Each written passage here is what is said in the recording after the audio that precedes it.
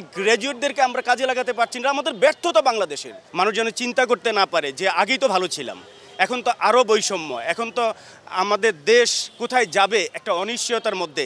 প্রতিবন্ধী হওয়াটা কিন্তু তাদের অপরাধ না, এটার জন্য সামাজিক দায়ভার আছে, রাষ্ট্রের দায়িত্ব আছে।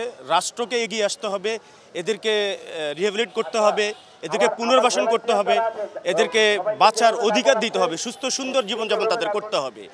এটা কিন্তু কোটি কোটি না, 50 লক্ষ না, ইভেন 30 লক্ষ মাত্র। এর মধ্যে যদি আমরা সবাই সমস্ত মানুষ যারা বিভিন্ন শ্রেণীর পেশায় আছে তারা যদি এগিয়ে আসে, সর্বোপরি সরকারকে দায়িত্ব নিতে হবে। কারণ মানুষ হয়ে মানুষকে ভালোবাসতে হবে, এদেরকে নিরুৎসাহিত করা যাবে না, এদেরকে ভালোবাসতে হবে, ভালোবাসা দিয়ে এদেরকে জয় করতে হবে এবং এরাও কিন্তু মানব সম্পদে পরিণত হবে। এদের জন্য যদি কোনো স্টেপ নেওয়া হয়, এদেরকে যদি কোনো শিক্ষিত করা হয়। ইভেন সবচেয়ে সুন্দর কথা, সবচেয়ে আবেগের কথা হলো যে তারা গ্র্যাজুয়েট। এই গ্র্যাজুয়েটদেরকে আমরা কাজে লাগাতে পারছি না। আমাদের ব্যর্থতা বাংলাদেশের। তার মানে আমরা বাংলাদেশ সর্বক্ষেত্রে ব্যর্থ। আমাদের সফলতা বলে কিছু নাই। আমাদের ওভারব্রিজ ভেঙে যায়, আমাদের মানুষ মারা যায়। তার মানে কি? আমরা দুর্নীতিতে অভ্যস্ত।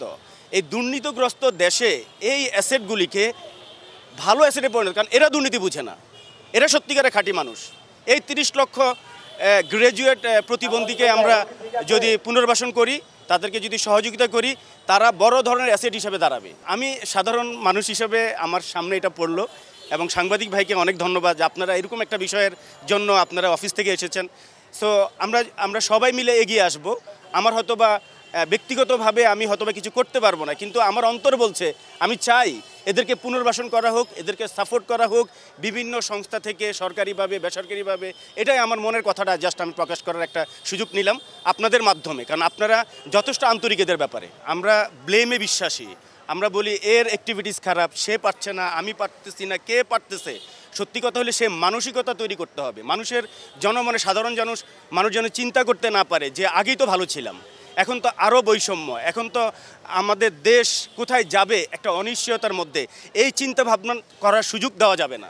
সেটার দায়িত্ব যারা সরকারে এখন আছে, যারা দায়িত্ব নিয়েছে, তাদেরকে চিন্তা ভাবনা করতে হবে যে আমাদের অবস্থানটা কোথায়, আমরা আসলে কতটুকু কি করতে পেরেছি। সব কিন্তু প্রশ্নবিদ্ধ এবং এই প্রশ্নগুলি মোকাবেলা তাদেরকে করতে হবে। মানুষ এখন সচেতন, প্রতিটা মানুষ, একেবারে কৃষক, দিনমজুর, প্রত্যেকটা মানুষকে যদি আপনি কোয়েশ্চেন করেন, তারা এত বেশি সচেতন, তারা জানে তারা কোন অবস্থায় আছে। তারা কিন্তু প্রকৃতির নিয়মে সেটার জবাব দিয়ে দিবে।